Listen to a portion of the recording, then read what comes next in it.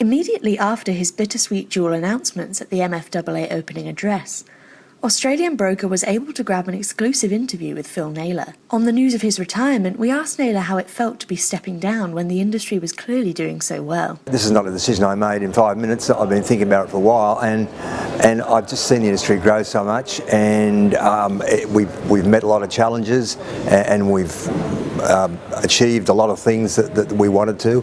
And I suppose, I used to play rugby when I was a young one guy, and I knew the worst thing you could ever do was play one season too long, so I applied that to this decision as well. I'd rather go out on a winning note, and there are lots of things for my successor to achieve, and I'll certainly watch with interest, because I can see this sector just even getting better and better and stronger, because we're doing everything right. The consumers, I don't want to be too emotive about it, but the consumers do love what brokers or mortgage and credit advisors are doing. So I think we're on the right track, and we just have to build on that. And there'll be issues that'll come up, but I'm pleased, very proud that we've got from a long way down to where we are now. When asked of what he was most proud, Naylor said there were two big achievements during his tenure at the helm. We've got the rogue mortgage broker off the front page of the news, not only because we work with the media to get them to understand how the industry works, but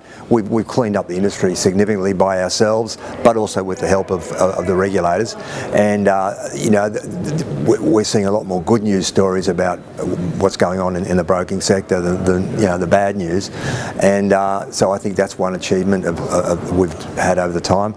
I mean, the other achievement was to get the sort of regulation framework that we wanted, that wasn't over the top, and I think we largely got that with NCCP, though I did say in my presentation, I think we've got to be careful it doesn't develop over the top, and that'll be something that the MFAA keep watching to make sure it's user-friendly regulation.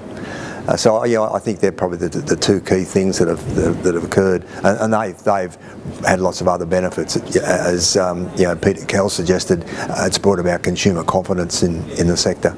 With regards to his announcement of brokers reaching 50% market share, Naylor truly believes that brokers should be thinking positive. We're moving into new territory, so no one knows exactly where we'll finish up.